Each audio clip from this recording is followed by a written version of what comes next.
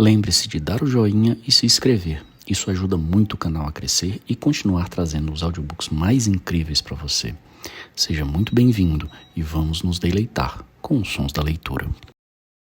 Encontrando a deusa da boa sorte. Se um homem tem sorte, não há como prever a extensão de sua boa fortuna. Atire-o ao Eufrates, e ele certamente sairá da água com uma pérola na mão. Provérbio babilônico. O desejo de ter boa sorte é universal. Era tão forte no coração dos homens, há cerca de 4.000 anos, na antiga Babilônia, como é hoje. Todos nós temos a esperança de que a caprichosa deusa da boa sorte nos sorria. Existe alguma forma de atrair não só sua atenção, mas também seus préstimos generosos? Existe alguma maneira de atrair a boa sorte? Era precisamente isso que os homens da antiga Babilônia queriam saber. E decidiram descobri-lo. Eram inteligentes e grandes pensadores, e por isso sua cidade tornou-se a mais rica e poderosa de seu tempo. Naquele passado distante, não havia escolas ou universidades. Contudo, existia um centro de aprendizado que era muito prático. Em meio às construções repletas de torres da Babilônia, uma delas equiparava-se em importância ao palácio do rei, aos jardins suspensos e aos templos dos deuses. Você não encontrará muitas referências a essa edificação nos livros de história, talvez nenhuma sequer. No entanto, ela teve imensa influência no desenvolvimento do pensamento da época. Essa edificação era o Templo do Saber, onde professores voluntários transmitiam a sabedoria do passado e onde, em assembleias abertas, se discutiam temas de interesse popular. Entre suas paredes, todos os homens eram iguais. O escravo mais humilde podia questionar com impunidade as opiniões de um príncipe da casa real. Um dos muitos frequentadores do Templo do Saber era um sábio chamado Arcade, que diziam ser o homem mais rico da Babilônia. Arcade tinha um salão especial, onde quase todas as noites reunia-se um grande número de homens, uns velhos, outros bem jovens, mas a maioria de meia idade, que discutiam e debatiam temas interessantes. Vamos tentar imaginar que ouvimos o que diziam, para ver se sabiam como atrair a sorte.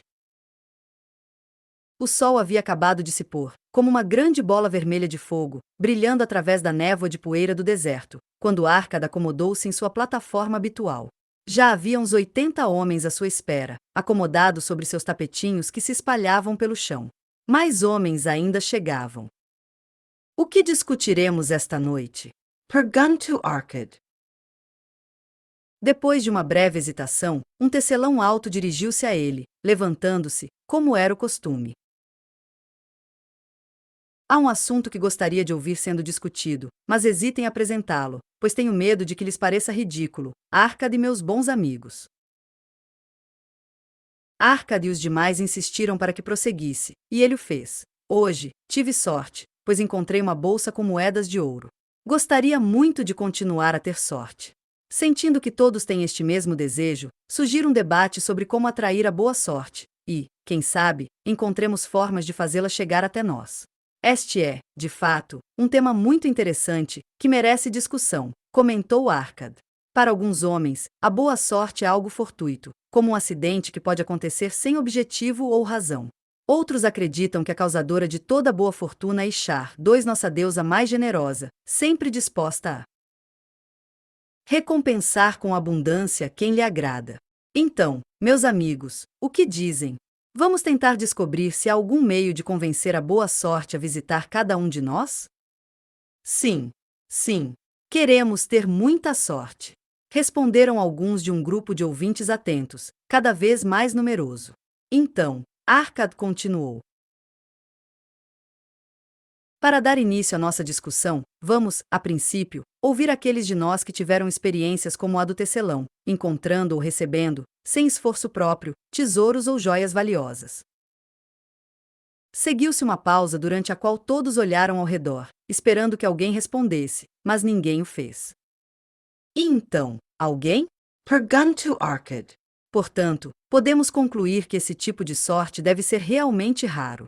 Quem pode dar uma sugestão de como devemos prosseguir nossa busca? Eu farei, disse um jovem bem vestido, levantando-se. Quando um homem fala de sorte, não é natural que pensemos nas mesas de jogos? Não é lá que muitos homens buscam os favores da deusa, na esperança de receber suas bênçãos nas apostas? Quando ele voltou a sentar-se, ouviu-se um protesto. Não pare, continue sua história. Diga se foi favorecido pela deusa nas mesas de jogos. Será que ela fez os dados caírem com o lado vermelho para cima, fazendo sua bolsa encher-se à custa da mesa? Ou ela deixou que caíssem com os lados azuis para cima, de modo que o homem das apostas recolhesse as moedas de prata que você trabalhou tanto para obter?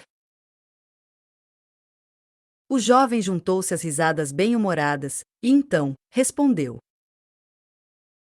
Não me importo de admitir que, aparentemente, a deusa nem percebeu que eu estava ali. Mas e vocês? Algum de vocês já a encontrou em tais locais, pronta para rolar os dados a seu favor? Todos nós queremos ouvir e aprender.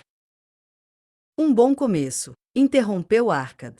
Nós nos reunimos aqui para analisar todos os lados de cada questão. Ignorar a mesa de jogos seria desconsiderar um instinto comum à maioria dos homens, que é a tentação de arriscar-se com uma pequena quantia de prata na esperança de ganhar muito ouro. Isso me faz lembrar das corridas, como as de ontem, disse outro ouvinte. Se a deusa frequenta as mesas de jogos, com certeza, ela não ignora as corridas, em que as carruagens douradas e os cavalos ofegantes oferecem muito mais emoção. Diga-nos com franqueza, Arcad, foi ela quem lhe sussurrou ontem para apostar naqueles cavalos cinzentos de Ninive? Eu estava logo atrás de você, e não acreditei no que ouvi quando apostou neles.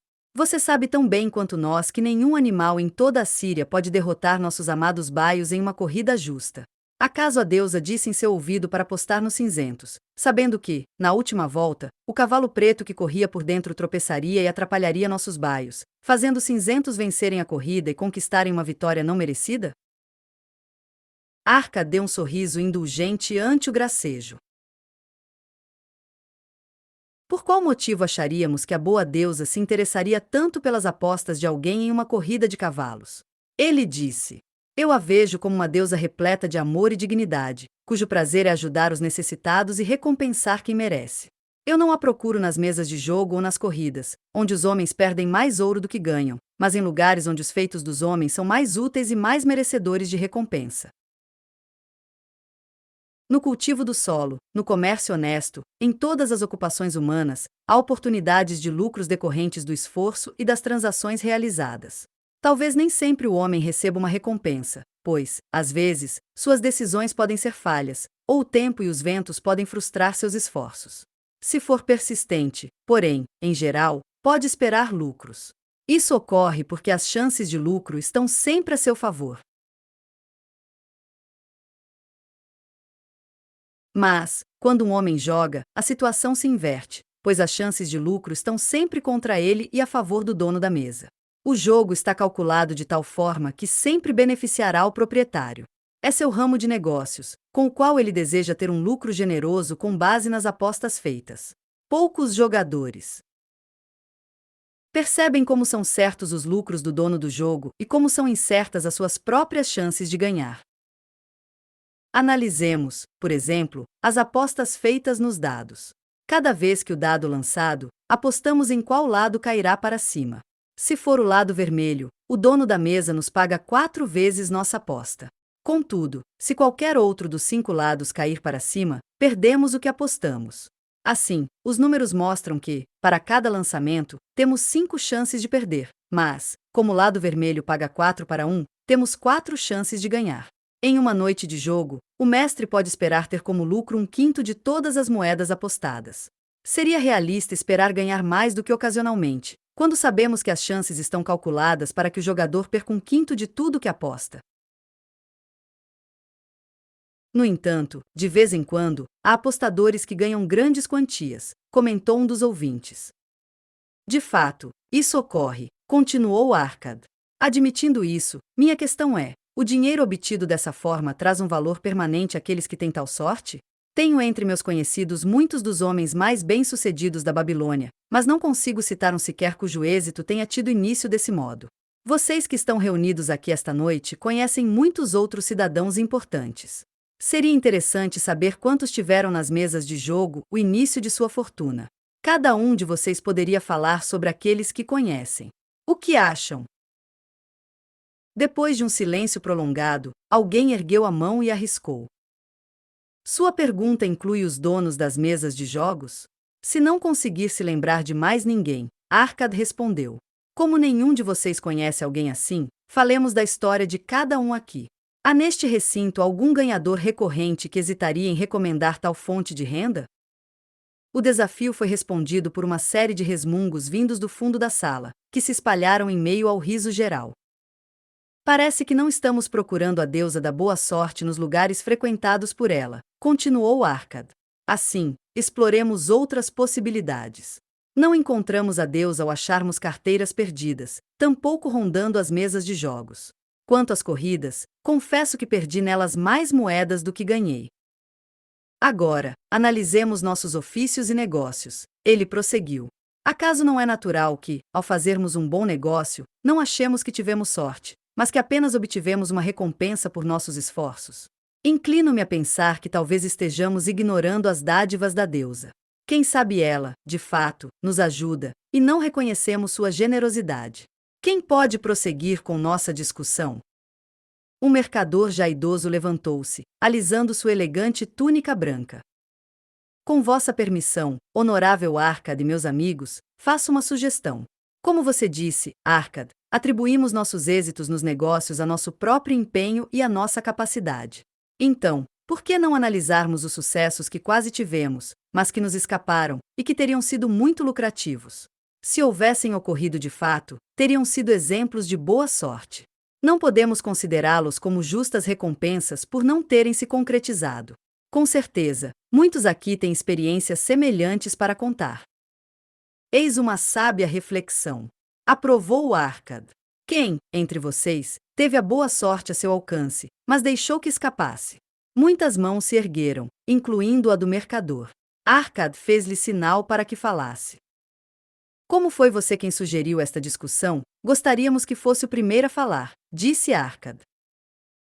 Com muito prazer, contarei um episódio que mostra como a sorte pode chegar muito perto de um homem apenas para que este a deixe escapar, proporcionando-lhe uma grande perda e um arrependimento futuro, disse o mercador. Muitos anos atrás, quando eu era jovem, recém-casado e já começava a ganhar bem, meu pai foi me visitar, um dia, e insistiu muito para que eu participasse de um investimento, prosseguiu o mercador. O filho de um grande amigo seu avistar um trecho de terra árida não muito distante das muralhas externas de nossa cidade. Estava muito acima do nível do canal, onde a água não conseguiria chegar. O filho do amigo de meu pai planejou adquirir essa terra, construir 3 grandes rodas de água, que poderiam ser operadas por bois, e, assim, elevar até o solo fértil as águas que nutrem a vida. Depois disso, ele pretendia dividir a terra em lotes pequenos e vendê-los aos moradores da cidade para o cultivo de hortas. O rapaz não tinha ouro suficiente para concretizar o empreendimento. Assim como eu, era apenas um jovem que ganhava bem. O pai dele, como o meu, era um homem com uma grande família e poucos recursos. O jovem decidiu, portanto, formar um grupo de homens interessados em participar do empreendimento junto a ele. O grupo seria formado por 12 homens que ganhassem bem, e cada um concordaria em investir, no empreendimento, 1/10 de seus ganhos, até que a terra estivesse pronta para venda. Eles, então, repartiriam os lucros de forma justa e proporcional a seu investimento. Você ainda é jovem, meu filho, disse meu pai. É meu desejo profundo que comece a construir para si um patrimônio valioso e que conquiste o respeito dos homens. Desejo que tire proveito do conhecimento gerado pelos erros tolos de seu pai. Este é meu desejo ardente, pai, eu respondi. Escute, então, meu conselho. Faça o que eu deveria ter feito na sua idade. De tudo que ganha, guarde 1/10 para colocar em bons investimentos. Com a 10ª parte de seus ganhos, e o que essa quantia também renderá, antes de chegar à minha idade terá acumulado um patrimônio valioso. Suas palavras são sábias, meu pai. Tenho um grande desejo por riquezas. Existem, porém, muitos usos para meus ganhos. Por isso, hesito em fazer o que me aconselha. Sou jovem e tenho bastante tempo. Eu também pensava assim na sua idade. Mas, veja, passarão-se muitos anos e ainda não consegui começar. Vivemos em uma época diferente, meu pai. Não cometerei os mesmos erros que você cometeu. A oportunidade está diante de você, meu filho. Esta é uma chance que pode levá-lo à riqueza. Eu lhe peço, não demore. Vá amanhã mesmo falar com o filho de meu amigo e negocie com ele para investir, no projeto, 10% de seus ganhos. Vá logo cedo. A oportunidade não espera por ninguém. Hoje está aqui, em seguida, desaparece. Não espere. Apesar do conselho de meu pai, eu hesitei, prosseguiu o mercador. Haviam chegado outros mercadores vindos do leste trazendo túnicas tão belas e ricas que minha querida mulher e eu decidimos comprar uma para cada um de nós. Se eu aceitasse investir 1/10 de meus ganhos naquele projeto, teríamos de privar-nos desse prazer e de outros. Adiei a decisão até que foi tarde demais, e depois me arrependi muito. O empreendimento revelou-se muito mais lucrativo do que qualquer previsão. E é este meu relato, mostrando como permiti que a boa sorte escapasse. Em sua história, vemos como a boa sorte está à espera de quem aproveita as oportunidades, comentou um homem trigueiro do deserto. A construção de um patrimônio sempre começa em algum lugar. O começo pode se dar com algumas moedas de ouro ou de prata que um homem guarda a partir de seus ganhos e aplica em um primeiro investimento. Eu mesmo sou dono de muitos rebanhos. Comecei quando era apenas um garoto e comprei um bezerro com uma moeda de prata. Esse gesto foi de grande importância para mim e marcou o início de minha riqueza. Dar o primeiro passo na construção de um patrimônio é a melhor sorte que pode acontecer a um homem. Esse primeiro passo é importante porque faz com que um homem que ganha dinheiro com seu próprio trabalho passe a ser alguém que recebe dividendos a partir de seu ouro. Alguns homens, por sorte, dão tal passo quando são jovens e, desse modo, têm mais sucesso financeiro do que aqueles que o fazem mais tarde, ou do que homens desafortunados, como o pai desse mercador, que nunca o fazem. Se nosso amigo mercador tivesse dado o primeiro passo ainda jovem, quando a oportunidade veio até ele, hoje, ele seria abençoado com muito mais coisas boas. Se a boa sorte de nosso amigo tecelão fizer dar tal passo neste momento, será de fato o início de uma boa sorte muito maior.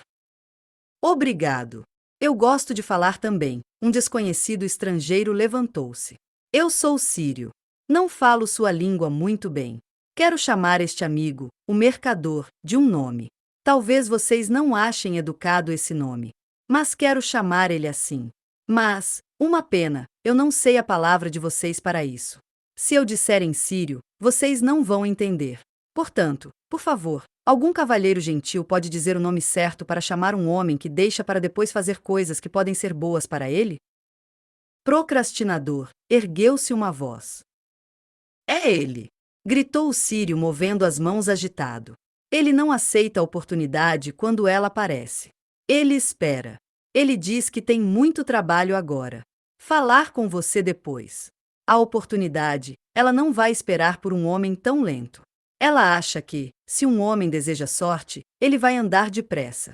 Qualquer homem que não ande depressa quando a oportunidade aparece é um grande procrastinador, como nosso amigo mercador. O mercador levantou-se, fez uma reverência bem-humorada, em resposta aos risos, e disse: Minha admiração a você, estrangeiro em nossa cidade, que não hesita em dizer a verdade. Agora, vamos ouvir mais uma história. Quem teria outra experiência para nos contar? Perguntou Arcad. Eu tenho, respondeu um homem de meia-idade vestindo uma túnica vermelha. Sou comprador de animais, em especial, camelôs e cavalos. Às vezes, também compro ovelhas e cabras. A história que contarei vai mostrar como a oportunidade surgiu, uma noite, quando eu menos esperava. Talvez por isso eu a tenha deixado escapar. Vocês julgarão. Voltando para a cidade certa noite, depois de uma viagem decepcionante de 10 dias em busca de camelôs, fiquei furioso ao encontrar os portões da cidade fechados e trancados. Enquanto meus escravos preparavam nossa tenda para a noite, que, pelo visto, passaríamos com pouca comida e sem água, fui abordado por um fazendeiro já idoso, que, como nós, viu-se também trancado do lado de fora da cidade. Honrado senhor, ele dirigiu-se a mim. Por sua aparência, creio que é um comprador de gado. Se assim for, eu gostaria de vender-lhe o melhor rebanho de ovelhas que já se viu. Infelizmente, minha querida esposa está muito doente por conta da malária, e preciso voltar para casa às pressas. Se comprar minhas ovelhas, eu e meus escravos poderemos montar nossos camelôs e retornar sem demora. Estava tão escuro, ele continuou, que eu não conseguia ver o rebanho, mas, pelos balidos, sabia que devia ser grande. Acabará de passar 10 dias inúteis buscando camelôs sem nenhum sucesso, e agradava-me a oportunidade de fazer aquele negócio. O criador de ovelhas estava aflito e pediu um preço bastante razoável. Aceitei sabendo que, de manhã, meus escravos poderiam entrar pelos portões da cidade com o rebanho, vendê-lo e obter um bom lucro. Fechado o negócio, ele prosseguiu. Mandei que meus escravos trouxessem tochas para podermos contar o rebanho, que teria 900 ovelhas, segundo o Criador. Não vou aborrecê-los, meus amigos, descrevendo nossas dificuldades para tentar contar tantos animais sedentos, cansados e agitados. Era uma tarefa impossível. Assim, disse secamente ao Criador que aguardaria o dia clarear para contá-las e pagar-lhe. Por favor, honrado Senhor, pague-me esta noite apenas 2/3 do preço para que eu possa partir. Deixarei meu escravo mais inteligente e treinado para ajudar na contagem de manhã. Ele é de confiança, e você pode pagar a ele o restante, disse o homem. Mas eu fui teimoso e recusei-me a lhe pagar durante a noite. Na manhã seguinte, enquanto eu ainda dormia, os portões da cidade se abriram e 4 compradores saíram em busca de rebanhos. Estavam com pressa e dispostos a pagar altos preços, porque a cidade estava sob ameaça de cerco, e a comida não era abundante. Pagaram ao Criador quase o triplo do valor que ele me pedirá pelo rebanho. Foi assim que deixei escapar uma rara oportunidade de boa sorte, ele concluiu. É uma história muito incomum, comentou Arcad. O que podemos aprender com ela? Que devemos pagar de imediato quando estamos convictos de que temos um bom negócio, sugeriu um venerável fabricante de celas. Se o negócio é bom, temos de nos proteger não só contra os outros homens, mas também contra nossas próprias fraquezas. Nós, mortais, somos volúveis. E eu diria que, infelizmente, somos mais propensos a mudar de ideia quando estamos certos do que quando estamos errados. Quando estamos errados, somos muito teimosos. Quando estamos certos, tendemos a hesitar e perder a oportunidade. Minha primeira impressão é sempre a melhor. Mas sempre tive dificuldade para obrigar-me a seguir adiante com um bom negócio já fechado. Por isso, para me proteger de minha própria fraqueza, faço um depósito na hora. Isso me poupa de futuros arrependimentos por não aproveitar a boa sorte. Obrigado. Gostaria falar de novo. O Sírio estava em pé novamente. Essas histórias muito parecidas. Cada vez a oportunidade escapa pela mesma causa. Cada vez ela aparece para procrastinador, com plano bom. Cada vez eles hesitam, não dizem agora, melhor hora, faço depressa. Como os homens têm sucesso assim? Suas palavras são sábias, meu amigo, respondeu o comprador de animais. A procrastinação afastou a boa sorte nos 2 casos. E não é algo raro de acontecer. O impulso de deixar tudo para depois está em todos os homens. Todos nós desejamos riquezas. No entanto, quantas vezes a oportunidade apresenta-se diante de nós e o espírito da procrastinação retarda nossa decisão? Ao ceder a ela, nós nos tornamos nossos piores inimigos. Quando era jovem, eu não chamava por esse longo nome que nosso amigo Sírio aprecia. No começo, achava que era por falta de discernimento que eu perdia muitos negócios lucrativos. Depois, passei a atribuir isso à minha teimosia. Por fim, reconheci o que de fato era, o hábito de adiar uma decisão no momento em que se fazia necessária uma ação imediata e decisiva. Abominei descobrir a verdadeira natureza desse hábito. Com a revolta de um asno selvagem que foi atrelado a uma carroça, rompi as amarras que me prendiam a esse inimigo de meu sucesso. Ele assim finalizou. Obrigado. Eu gosto fazer pergunta do senhor mercador. Disse o Sírio. Você usa roupas boas, não são iguais de homem pobre. Você fala como homem de sucesso.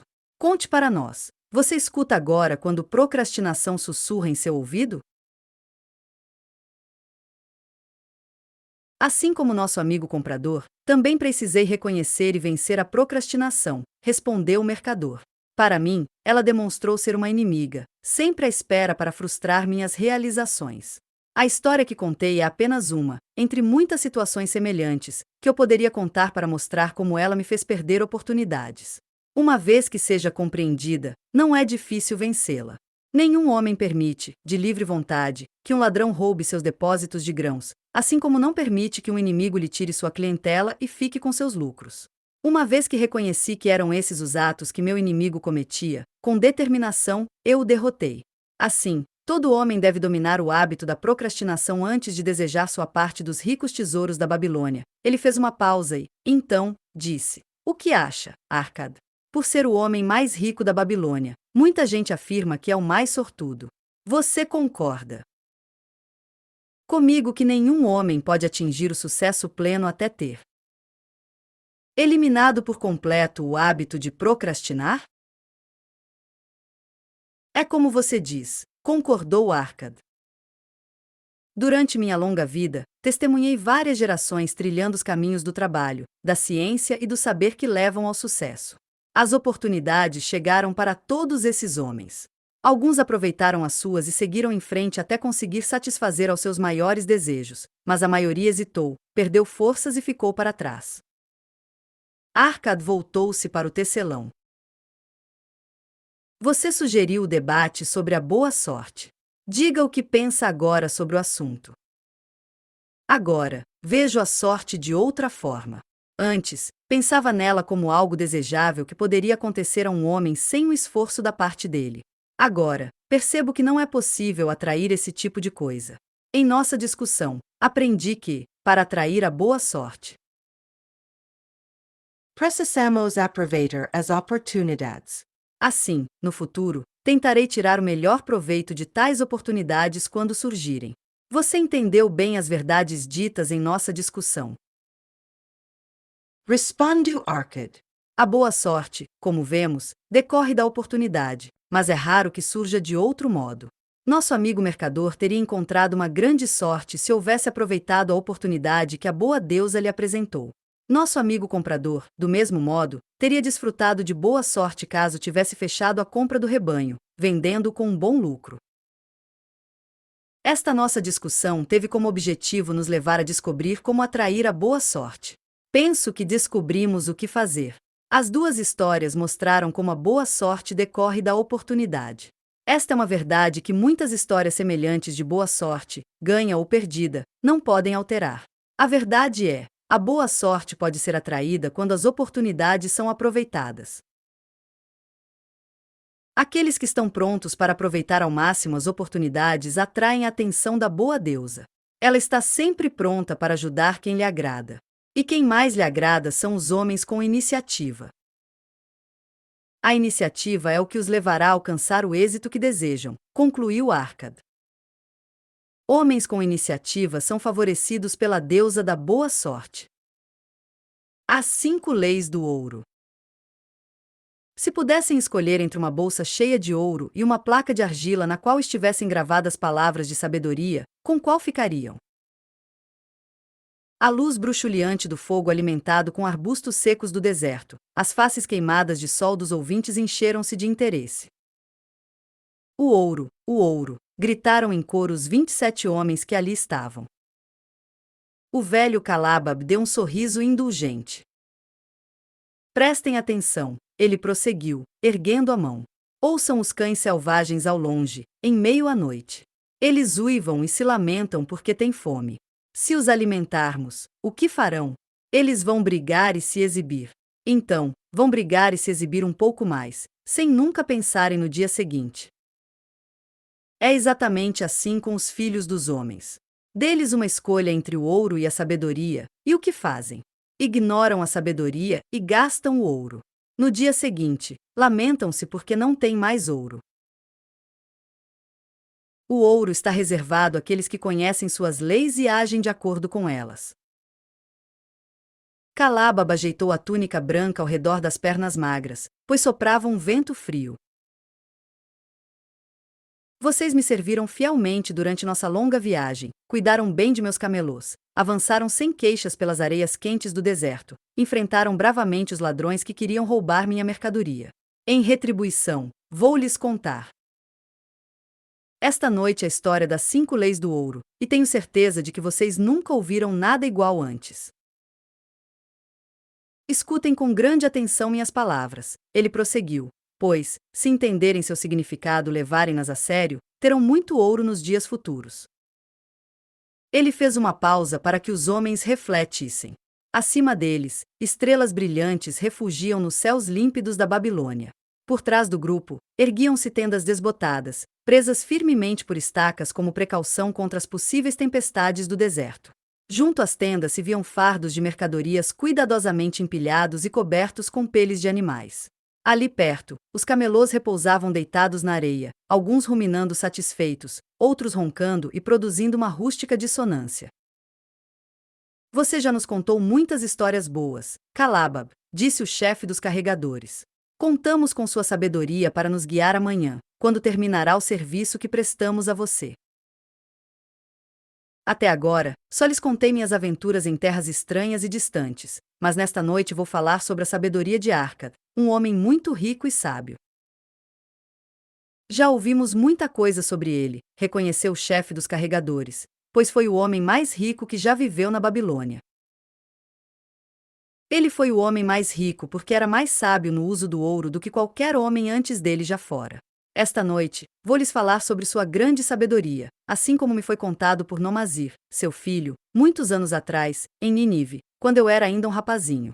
Meu patrão e eu havíamos ficado até tarde da noite no palácio de Nomazir. Eu ajudara a carregar grandes fardos de finos tapetes, que Nomazir examinaria até encontrar as cores que mais lhe agradassem. Finalmente, ele se deu por satisfeito e pediu que nos sentássemos para tomar com ele um vinho raro e perfumado, que aqueceu meu estômago, pouco acostumado com tal bebida. Calabab fez uma pausa e prosseguiu. Ele nos contou, então, uma história sobre a grande sabedoria de Arcad, seu pai, que é a mesma que vou lhes contar agora. Como sabem, na Babilônia, é costume entre as famílias ricas que os filhos vivam com os pais na expectativa de herdar seu patrimônio. Arcad não aprovava esse costume. Portanto, quando Nomazir chegou à idade adulta, Arcad mandou chamar o rapaz e assim lhe falou: Filho, desejo que seja o herdeiro de meu patrimônio. Antes, porém, deve provar que é capaz de administrá-lo com sabedoria. Portanto, quero que saia pelo mundo e demonstre sua capacidade de adquirir ouro e de fazer-se respeitado entre os homens. Para que tenha um bom começo, vou lhe dar duas coisas que não tive quando era um jovem pobre e comecei a construir minha fortuna. Primeiro, tome esta bolsa de ouro. Se lhe destinar um uso sábio, será a base de seu futuro sucesso. Segundo, dou-lhe esta placa de argila na qual estão gravadas as 5 leis do ouro. Se você as colocar em prática ao longo da vida, elas lhe trarão competência e segurança. Daqui a 10 anos, volte aqui, à casa de seu pai, e preste contas de sua situação. Se demonstrar que merece, então, será o herdeiro de meu patrimônio. Caso contrário, deixarei tudo para os sacerdotes, que intercederão junto aos deuses por minha alma. Assim, Nomazir seguiu seu caminho, levando a bolsa de ouro, a placa de argila cuidadosamente envolta em seda, seu escravo e os cavalos que eles montavam. Passados 10 anos, Nomazir voltou à casa paterna, como combinado, e o pai ofereceu um grande banquete em sua honra, convidando muitos amigos e parentes. Terminada a refeição, o pai e a mãe sentaram-se no grande salão, em assentos parecidos com tronos, e Nomazir postou-se diante deles para prestar contas de sua situação, como prometera ao pai. Era noite, e pairava no recinto a fumaça das lâmpadas a óleo, que forneciam escassa iluminação. Escravos com coletes e túnicas brancas abanavam, num ritmo constante, o ar úmido com longas frondes de palmeiras. A cena tinha uma dignidade majestosa. A esposa de Nomazir e seus 2 filhos pequenos, com os amigos e demais membros da família, sentavam-se sobre tapetes atrás dele, ouvindo com atenção. Meu pai, curvo-me diante de sua sabedoria, começou Nomazir, respeitoso. 10 anos atrás, quando eu estava a um passo de me tornar adulto, você me incentivou a partir e tornar-me um homem entre os homens, em vez de permanecer um vassalo de sua fortuna. Você foi generoso ao partilhar comigo seu ouro e sua sabedoria. Quanto ao ouro, devo admitir que o modo como lidei com ele foi desastroso. Ele fugiu de minhas mãos inábeis como a lebre selvagem foge do jovem que a capturou assim que encontra uma chance. O pai sorriu de forma indulgente. Prossiga, meu filho. Cada detalhe de sua história me interessa. Decidi ir para Nínive, pois a cidade estava crescendo e eu tinha esperanças de encontrar oportunidades lá. Juntei-me a uma caravana e nela fiz muitos amigos, incluindo 2 homens muito falantes, donos de um belíssimo cavalo branco, veloz como o vento. Durante a viagem, confidenciaram-me que em Nínive havia um homem rico que tinha um cavalo muito veloz que nunca havia sido derrotado. O proprietário acreditava que nenhum cavalo vivo poderia correr mais rápido que o seu. Sendo assim, ele apostaria qualquer quantia, por mais elevada que fosse, pois seu cavalo ganharia de qualquer outro em toda a Babilônia. Afirmavam meus amigos, porém, que tal cavalo, em comparação com o deles, não passava de um asno desajeitado, fácil de derrotar. Eles ofereceram, como um grande favor, a chance de que me juntasse a eles em uma aposta. O plano me deixou muito entusiasmado. Nosso cavalo sofreu uma grande derrota, e perdi a maior parte de meu ouro. O pai de Nomazir deu uma longa gargalhada. Mais tarde, descobri que aquele era um golpe aplicado por tais homens, que constantemente viajavam com as caravanas procurando vítimas. O homem de Nínive era cúmplice e repartia com eles as apostas que ganhava. Esse golpe astuto foi minha primeira lição sobre a necessidade de ter cautela. Em breve, eu teria mais uma lição, igualmente amarga. Na caravana, havia outro rapaz com quem fiz amizade. Seus pais eram ricos, e assim como eu, ele viajava para Nínive com o objetivo de estabelecer-se e ganhar a vida. Pouco depois de nossa chegada, ele me falou de um comerciante que havia morrido, e cuja loja, com valiosa mercadoria e boa clientela, poderia ser comprada por um preço modesto. Dizendo que seríamos sócios meio a meio, ele me convenceu a comprar todo o estoque da loja com meu ouro. Usaríamos o ouro dele para tocar a loja, mas antes ele precisaria voltar à Babilônia para buscá-lo. Ele ficava adiando sua viagem para a Babilônia e, nesse meio tempo, mostrou ser incompetente como comprador e irresponsável nos gastos, até que, por fim, me livrei dele. A loja havia decaído a tal ponto, porém, que só restavam produtos impossíveis de vender, e eu não tinha mais ouro para comprar mais mercadoria.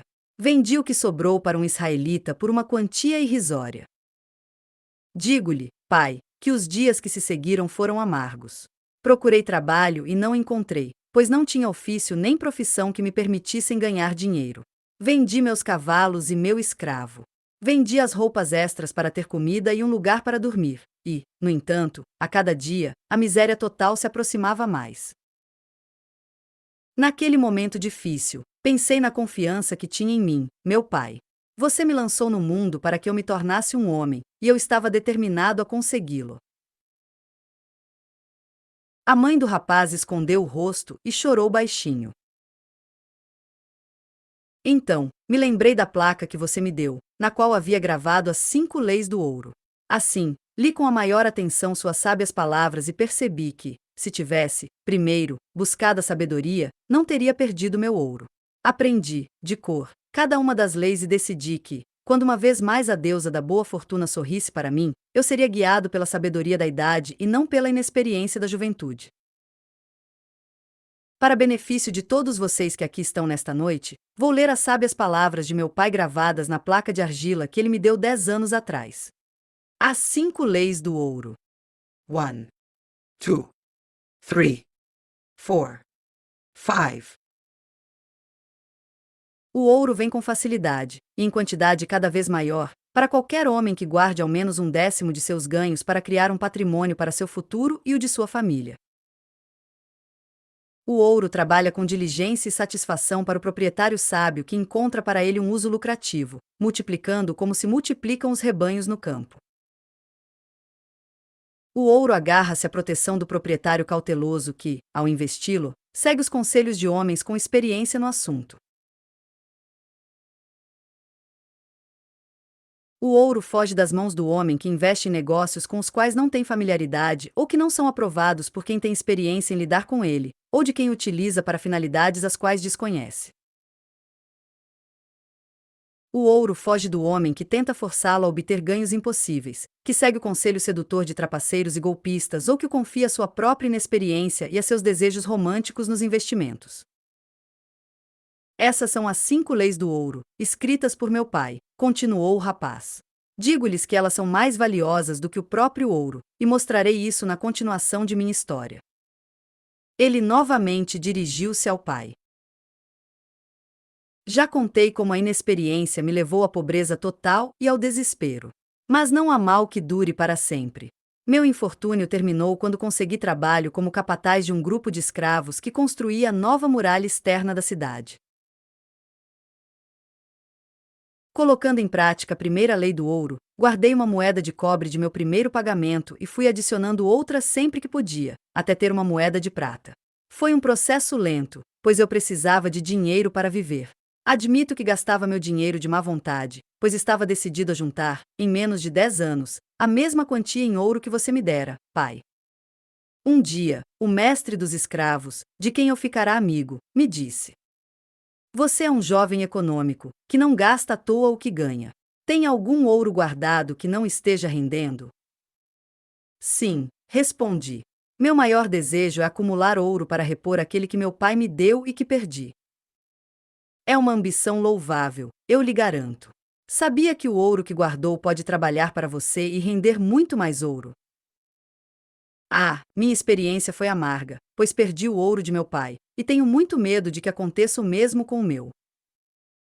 Se tiver confiança em mim, vou lhe sugerir um modo de usar o ouro de forma lucrativa, respondeu ele. Daqui a um ano, a muralha externa vai estar terminada, e em cada entrada serão instalados os grandes portões de bronze que protegerão Nínive contra os inimigos do rei. Não existe em toda a cidade metal suficiente para construir os portões, e o rei não pensou numa forma de consegui-lo. Eis o meu plano. Vamos formar um grupo que reunirá o ouro de todos e enviará uma caravana até as minas de cobre e estanho, situadas muito longe daqui, para trazer a Nínive o metal necessário. Quando o rei ordenar a construção dos portões, somente nós teremos condições de fornecer o metal, e ele nos pagará um preço elevado. Se o rei não comprar de nós, de qualquer forma, ainda poderemos vender o metal por um preço justo. Percebi nessa oferta a oportunidade de seguir a terceira lei e investir minhas economias sob a orientação de homens sábios. Não me decepcionei. Nosso grupo foi bem-sucedido, e minha modesta quantia de ouro multiplicou-se graças a essa transação. Com o tempo, fui aceito como membro desse grupo em outros investimentos. Eram homens experientes em lidar com ouro. Discutiam a fundo cada plano antes de colocá-lo em prática. Eles não corriam o risco de perder seu capital ou de empatá-lo em investimentos não lucrativos, dos quais seu ouro não pudesse ser resgatado. Iniciativas tolas como as corridas de cavalo e a parceria na qual eu entrará por inexperiência sequer mereciam sua atenção. De imediato, teriam percebido os riscos. Graças à associação com esses homens, aprendi a investir o ouro com segurança para obter retornos lucrativos. À medida que os anos se passavam, meu tesouro crescia com constante rapidez. Recuperei não apenas o que havia perdido, mas muito mais. Com meus infortúnios, minhas tentativas e meus êxitos, coloquei repetidas vezes à prova a sabedoria das 5 leis do ouro, meu pai, e em todos os testes comprovei serem verdadeiras. Para quem não conhece essas leis, o ouro não vem com frequência, e se vai depressa. Contudo, para quem obedece a elas, o ouro vem e trabalha como seu escravo fiel. Nomazir parou de falar e fez sinal a um escravo que estava no fundo do salão. O escravo trouxe, uma de cada vez, 3 pesadas sacolas de couro. Nomazir pegou uma delas e colocou-a no chão diante do pai. Dirigindo-se a ele uma vez mais, ele disse: Você me deu uma sacola de ouro, ouro da Babilônia. No lugar dela, entrego-lhe uma sacola de ouro de Nínive, de igual peso. Todos concordarão que é uma troca justa. Você me deu também uma placa de argila com inscrições de grande sabedoria. Veja, em troca, entrego-lhe 2 sacolas de ouro. Então, ele tomou do escravo as 2 outras sacolas e também as repousou diante do pai. Faço isso para provar-lhe, meu pai, que dou muito mais valor à sua sabedoria que a seu ouro. Contudo, quem pode calcular, em sacolas de ouro, o valor da sabedoria? Sem sabedoria, o ouro rapidamente é perdido por quem o tem. Com sabedoria, porém, o ouro pode ser obtido por quem não o tem, como posso comprovar com estas 3 sacolas. Para mim, meu pai, é uma grande satisfação estar aqui diante de você e dizer que, graças à sua sabedoria, fui capaz de tornar-me rico e respeitado pelos homens. O pai pousou a mão sobre a cabeça de Nomazir com grande afeto. Você aprendeu bem as lições, ele disse. Considero-me realmente afortunado por ter um filho a quem posso confiar minhas riquezas. Calabab terminou a história e olhou seus ouvintes com um ar inquisitivo. O que significa para vocês esta história de Nomazir? Ele perguntou. Quem, entre vocês, pode ir até seu pai ou o pai de sua esposa e prestar contas de uma boa gestão de seus ganhos? Ele fez uma pausa e continuou. O que pensariam tais homens veneráveis se lhes dissessem: viajei muito, aprendi muito, trabalhei muito e ganhei muito, mas, infelizmente, de ouro, tenho muito pouco. Parte dele, gastei com sabedoria, outra parte, gastei de um modo tolo, e perdi muito de formas irresponsáveis. E ele prosseguiu. Ainda acreditam que é só uma questão de sorte o fato de que alguns homens tenham muito ouro enquanto outros não têm nada? Pois estão enganados. Os homens têm muito ouro quando conhecem as 5 leis que o regem e guiam-se por elas. Por ter aprendido essas 5 leis quando era jovem, e por tê-las seguido, tornei-me um rico mercador. Não foi por nenhuma mágica estranha que acumulei minha riqueza. A riqueza que rápido vem, rápido se vai. A riqueza que permanece, para dar prazer e satisfação a seu proprietário, vem aos poucos, pois é filha do conhecimento e da determinação constante. Acumular riqueza é um fardo leve para o homem prudente. Carregar esse fardo com perseverança, ano após ano, permite atingir o objetivo final. As 5 leis do ouro oferecem uma rica recompensa quando são obedecidas. Cada uma dessas 5 leis é rica em significados, e, caso não tenham notado isso em meu breve relato, vou repeti-las agora. Conheço cada uma de cor, porque ainda jovem percebi seu valor, e não descansei até sabê-las palavra por palavra. A primeira lei do ouro. O ouro vem com facilidade, e em quantidade cada vez maior, para qualquer homem que guarde ao menos 1/10 de seus ganhos para criar um patrimônio para seu futuro e o de sua família. O homem que tem por hábito guardar 1/10 de seus ganhos, investindo com sabedoria, com certeza, criará um patrimônio valioso que lhe proporcionará uma renda no futuro e garantirá segurança para sua família quando os deuses o chamarem para o mundo da escuridão. Esta lei afirma que o ouro sempre virá com facilidade para tal homem. Sem dúvida, posso atestar isso com base em minha vida.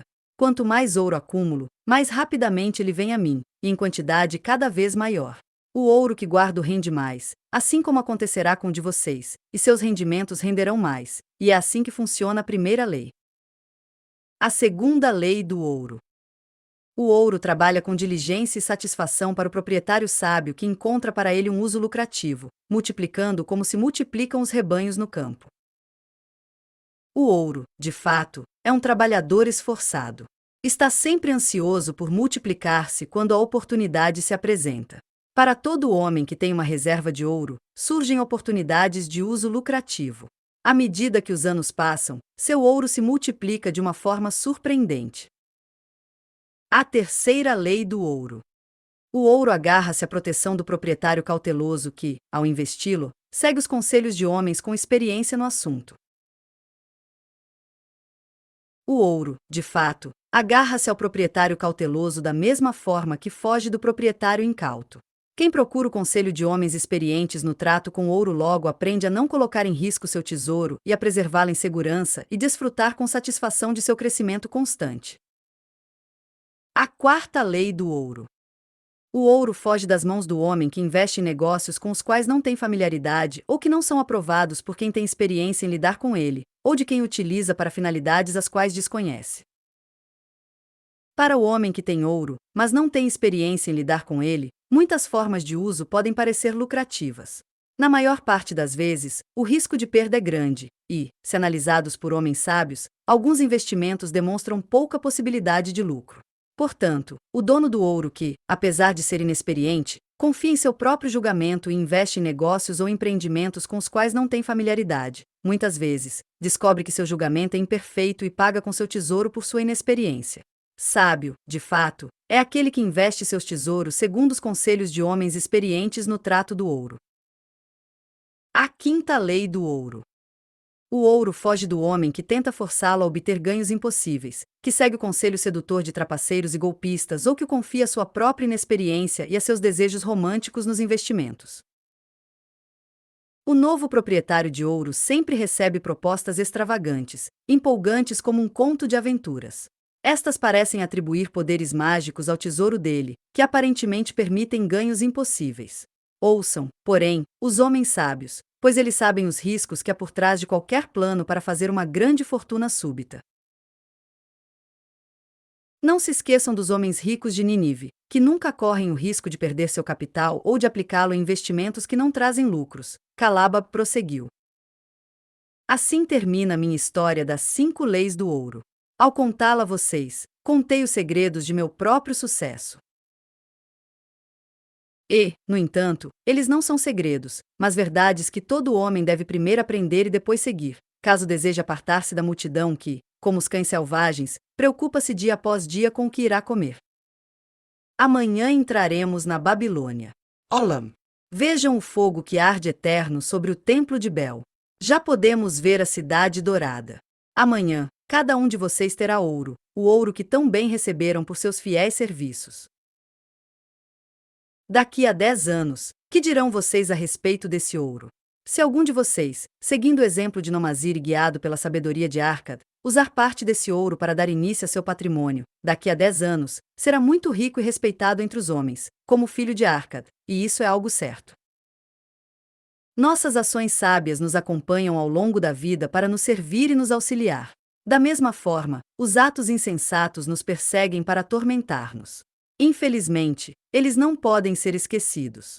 Entre os primeiros tormentos que nos seguem estão as lembranças das coisas que deveríamos ter feito e das oportunidades que surgiram que não aproveitamos. Os tesouros da Babilônia são ricos, tão ricos que nenhum homem consegue estimar seu valor em moedas de ouro. A cada ano, tornam-se mais valiosos. Como os tesouros de todos os países, são uma rica recompensa à espera dos homens que estiverem decididos a obter sua justa parte. A força de seu desejo tem um poder mágico. Direcionem esse poder por meio de seu conhecimento das 5 leis do ouro e conquistarão sua parte dos tesouros da Babilônia. O prestamista de ouro da Babilônia. 50 moedas de ouro. Rodan, o fabricante de lanças da velha Babilônia, nunca tivera tanto ouro em sua carteira de couro. Ele voltava feliz pela estrada real, vindo do palácio do rei, que era muito generoso. A carteira presa a seu cinto balançava no ritmo de seus passos, e dentro dela o ouro produzia um alegre tilintar. Era a música mais doce que ele já ouvirá. 50 moedas de ouro. Todas suas. Ele mal conseguia acreditar em sua sorte. Quanto poder havia naquelas peças tilintantes! Ele poderia comprar tudo o que quisesse: uma casa imponente, terras, gado, camelôs, cavalos, carruagens, tudo. Como usaria aquele ouro? Naquela tarde, enquanto entrava pela rua lateral que levava à casa de sua irmã, ele não conseguia pensar em nada mais que desejasse a não ser aquelas moedas reluzentes e pesadas de ouro que eram dele, para que as guardasse. Numa tarde, alguns dias depois, Roda entrou confuso na loja de Maton, o prestamista de ouro e vendedor de joias e tecidos raros. Sem sequer desviar os olhos para os artigos atraentes, artisticamente exibidos de um lado e de outro, ele cruzou a loja e foi direto para os fundos, onde ficavam os aposentos do comerciante. Lá encontrou o elegante Maton, acomodado sobre um tapete, saboreando a refeição servida por um escravo negro. Gostaria de me aconselhar com você, pois não sei o que fazer. Rodan postou-se impassível, com as pernas afastadas e seu torso peludo exposto pelo casaco de couro aberto na frente. A face magra e pálida de Maton abriu-se em um sorriso, numa saudação cordial. Que imprudências cometeu para precisar do prestamista de ouro? Teve azar na mesa de jogo? Ou alguma bela dama o conquistou? Há muitos anos eu o conheço, e você nunca procurou minha ajuda para resolver seus problemas.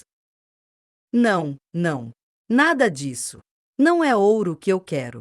Ao contrário, O que desejo são seus sábios conselhos. Ora, viva! O que este homem está dizendo? Ninguém procura o prestamista de ouro para pedir conselhos.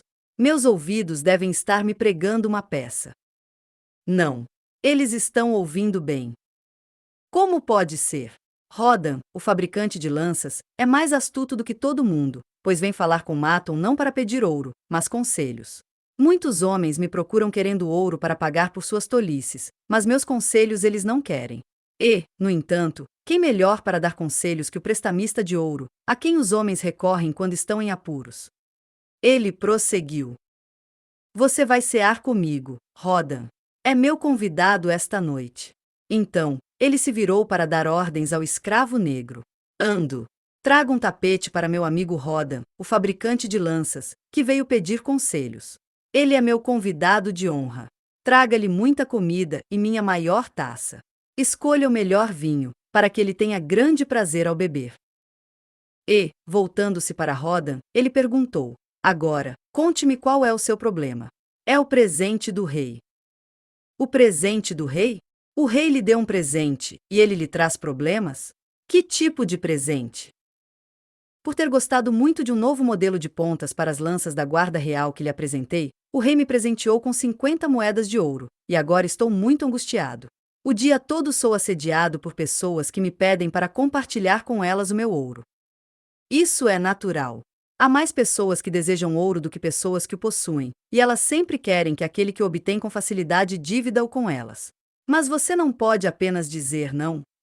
Sua vontade não tem a mesma força que seu punho cerrado? A muitos posso dizer não, mas, às vezes, seria mais fácil dizer sim.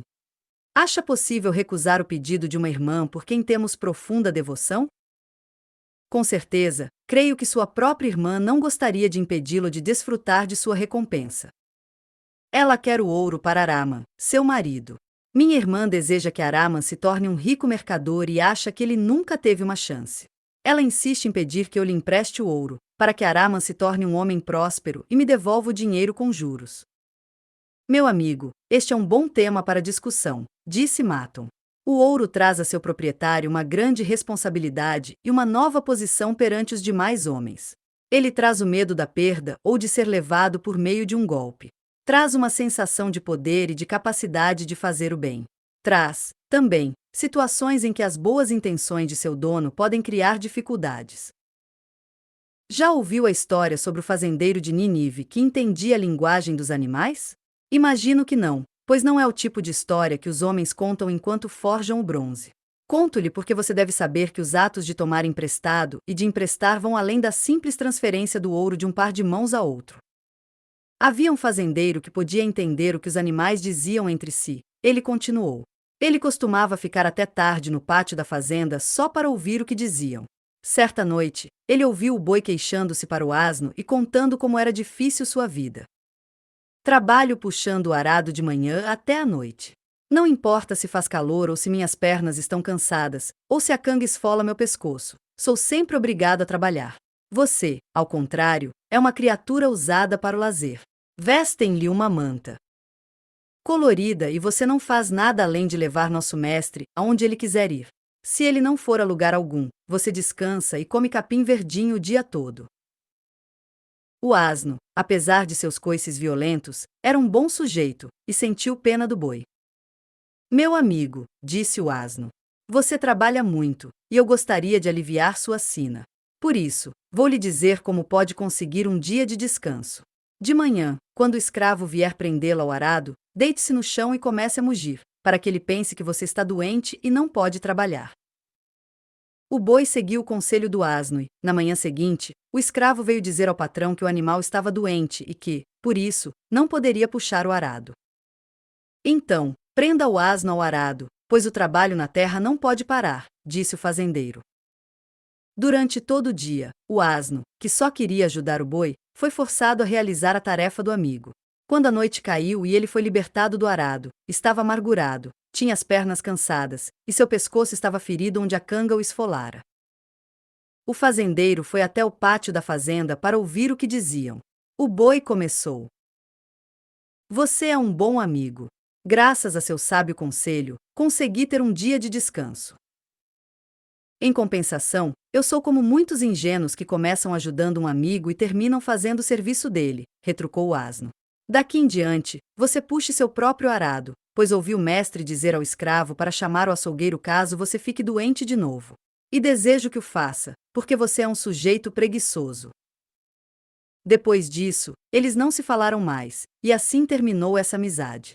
Você consegue perceber a moral desta história, Rodan? É uma boa história, respondeu Rodan. Mas não sei qual é a moral dela. Imaginei que não saberia.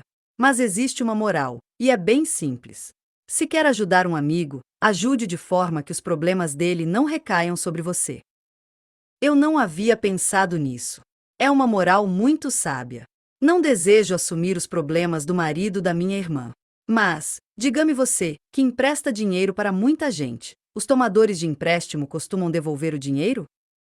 Maton deu um sorriso de alguém muito experiente. Acaso o empréstimo seria bom se o dinheiro não fosse devolvido? Ele disse. Não deve o prestamista ser prudente e avaliar com cautela se seu ouro será usado pelo tomador em algum propósito útil, para então retornar às suas mãos, ou se será desperdiçado de forma tola, perdendo-se e fazendo restar apenas uma dívida que o tomador não poderá pagar? Vou lhe mostrar alguns objetos que guardo em meu baú de penhores e deixar que eles próprios contêm suas histórias. Ele trouxe para o salão um baú tão comprido quanto seu braço, forrado de couro de porco vermelho e decorado com detalhes em bronze. Colocou-o no chão e acocorou-se à sua frente, com as mãos sobre a tampa. A cada pessoa a quem empresto dinheiro, peço como garantia algum objeto, que guardo neste baú até que o empréstimo seja pago. Feito o pagamento, devolvo o objeto, mas, se nunca me pagarem, para sempre ele me lembrará de quem traiu minha confiança. Meu baú de garantias me mostra que os empréstimos mais seguros são aqueles feitos a pessoas com posses de valor superior ao ouro que me pedem, ele prosseguiu. Elas possuem terras, joias, camelôs ou outras coisas que poderiam ser vendidas para pagar o empréstimo. Algumas das garantias que recebi são joias de valor superior ao do empréstimo. Há também documentos dizendo que, caso o empréstimo não seja pago como combinado, a pessoa me entregará alguma propriedade. Em casos assim, tenho a certeza de que meu ouro será devolvido com os devidos juros, pois o empréstimo está respaldado por propriedades. Outra categoria de tomadores de empréstimos é constituída por pessoas capazes de ganhar dinheiro, ele continuou. São homens como você, que trabalham e são pagos. Têm renda e, sendo honestos e não sofrendo nenhum infortúnio, sei que também podem devolver o ouro emprestado e os juros a que tenho direito. Tais empréstimos estão respaldados pelo esforço humano. Há outros, porém, que não têm nem propriedades nem capacidade garantida de ganho. A vida é dura, e sempre haverá quem não consiga se ajustar a ela, ele concluiu. Por menores que forem os empréstimos que faça a tais pessoas, meu baú de garantias me lembrará delas com reprovação para o resto da vida, a menos que esses empréstimos sejam respaldados por amigos fiéis do tomador, que confiam em sua integridade. Maton soltou o fecho do baú e abriu a tampa. Rodan aproximou-se, ansioso por ver o que continha dentro. Por cima de tudo havia um colar de bronze sobre um tecido escarlate. Maton pegou a joia e afagou-a com afeto. Este colar ficará para sempre em meu baú porque o dono se foi para a grande escuridão. Guardo-o com carinho e tenho apreço pela memória de seu dono, pois era meu grande amigo. Fizemos muitos bons negócios juntos, até que ele trouxe do leste a mulher com quem se casou. Ela era uma criatura deslumbrante, muito bela, mas diferente das mulheres daqui. Ele gastou todo o ouro que tinha para satisfazer-lhe os desejos. Pediu-me ajuda, angustiado, quando ficou sem nada.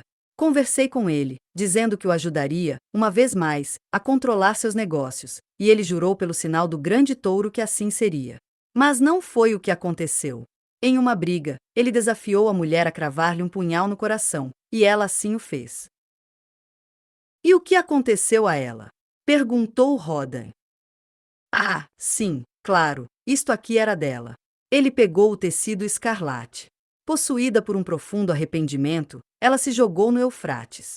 Esses 2 empréstimos jamais foram pagos.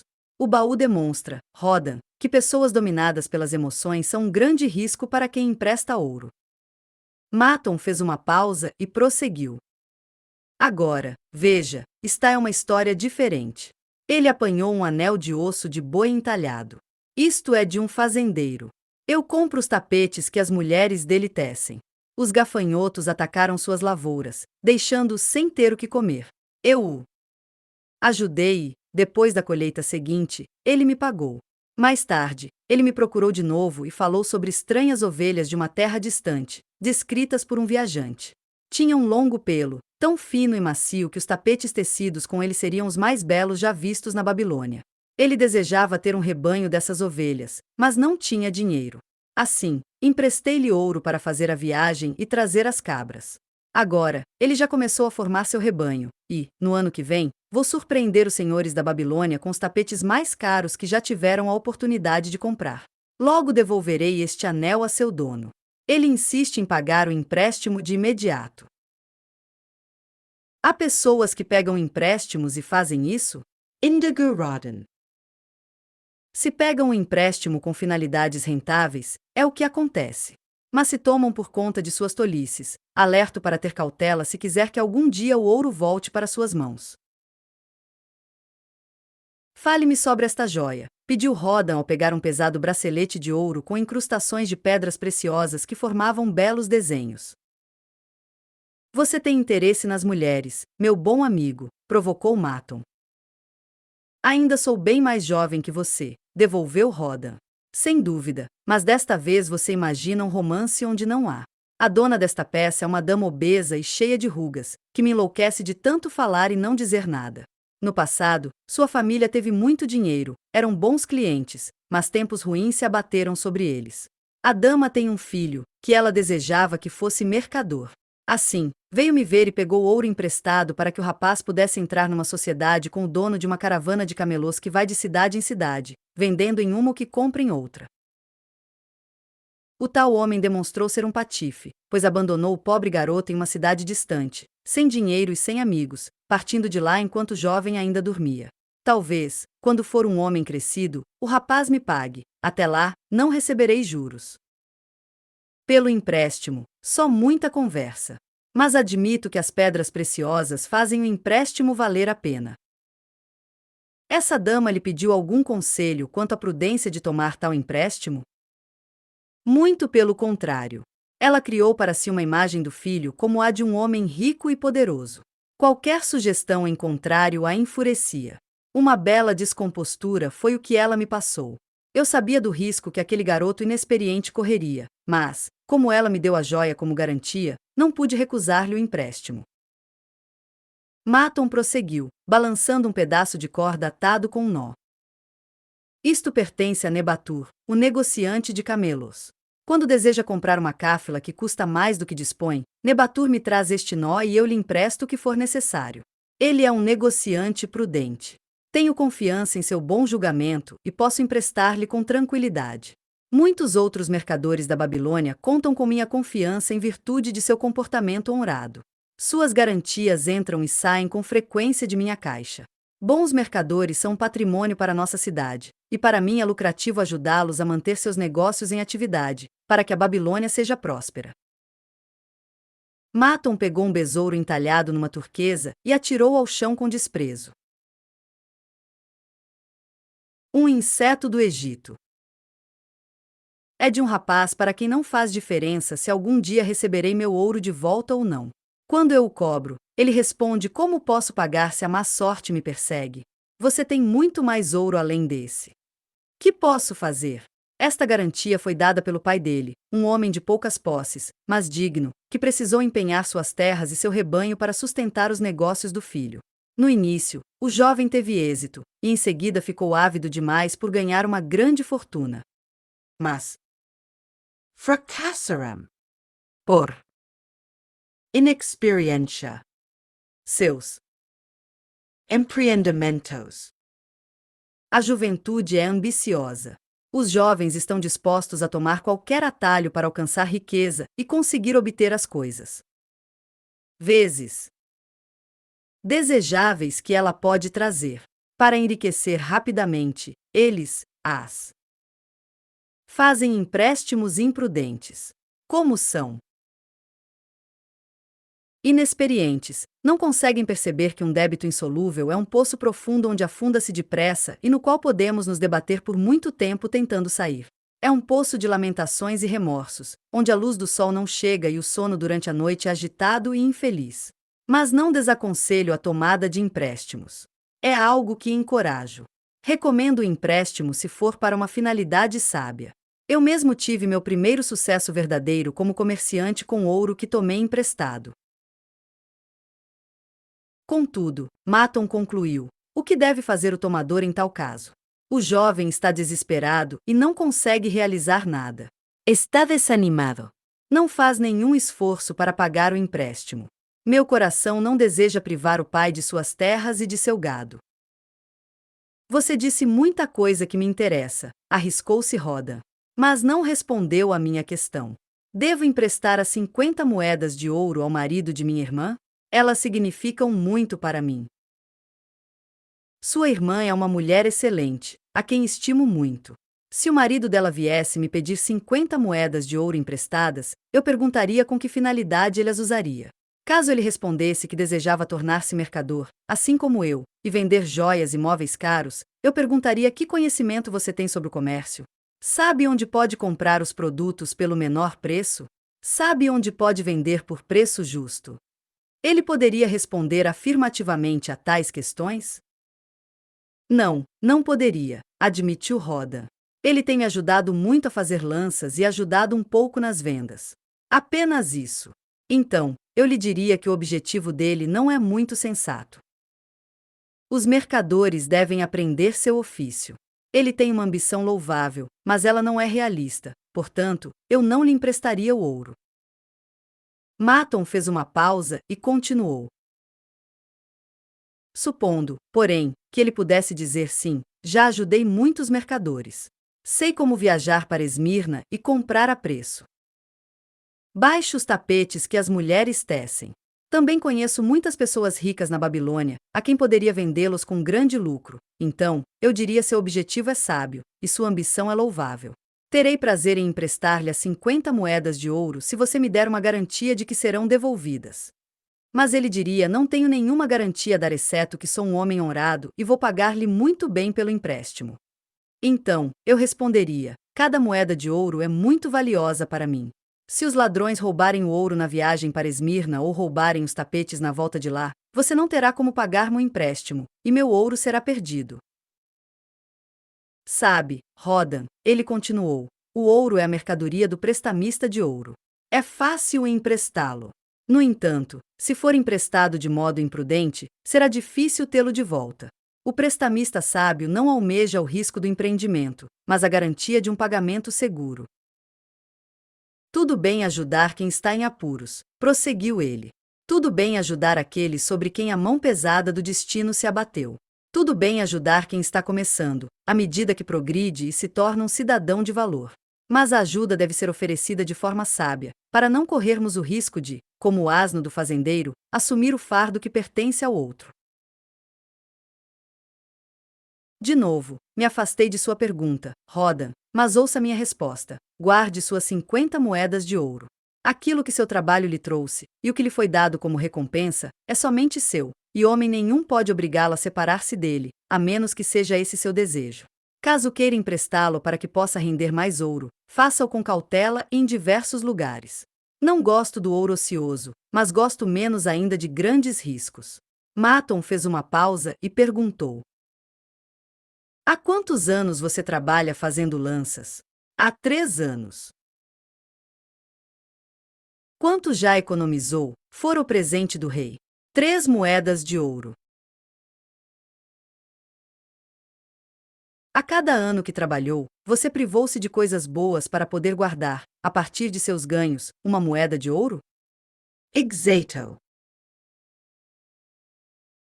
Então, privando-se dessas coisas, poderia economizar 50 moedas de ouro em 50 anos? Seria o resultado de uma vida inteira de trabalho. Você acha que sua irmã desejaria arriscar as economias de 50 anos de seu trabalho na forja de bronze para que o marido dela tentasse ser um mercador? Se eu lhe explicar com essas palavras, não.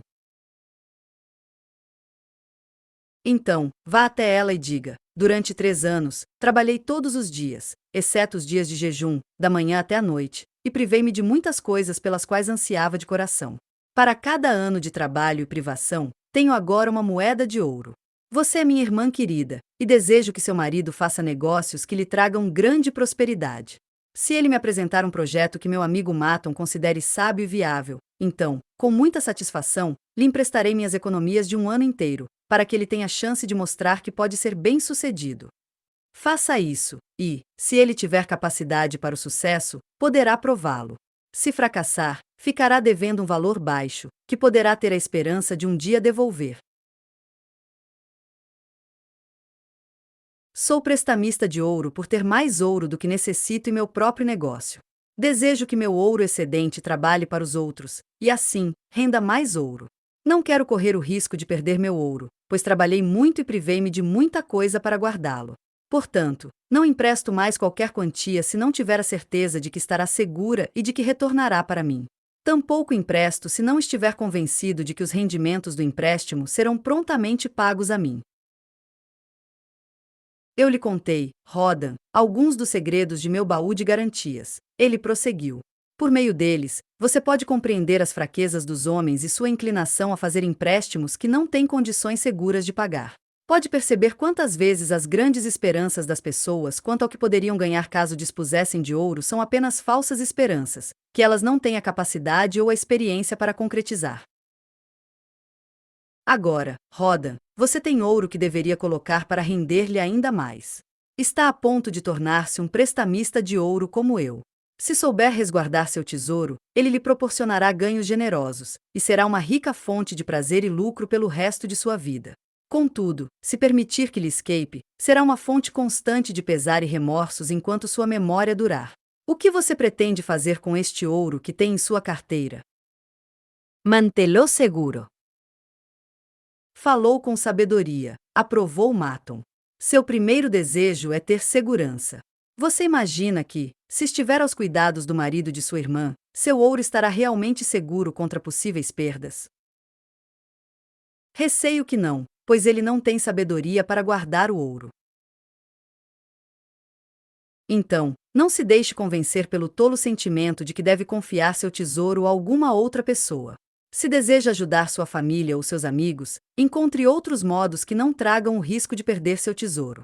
Não se esqueça de que o ouro foge de formas inesperadas daqueles que não têm experiência em guardá-lo. Seja desperdiçando seu tesouro com extravagâncias, seja permitindo que outros o percam por você.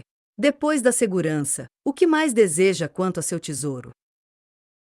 Que ele produza mais ouro. De novo, você fala com sabedoria. Você deve fazê-lo render e aumentar. O ouro bem emprestado pode até dobrar em valor com seus lucros antes que um homem como você fique velho. Se arriscar perdê-lo, vai arriscar-se a perder também tudo o que ele poderia render. Portanto, não se deixe levar por planos fantásticos de homens tolos que acreditam saber como seu ouro pode ter rendimentos muito acima do normal. Esses planos são obra de sonhadores, que desconhecem as leis seguras e confiáveis do comércio. Têm expectativas conservadoras quanto a seus ganhos, para conseguir manter e desfrutar seu tesouro. Investi-lo com promessas de retornos extraordinários é um convite à perda.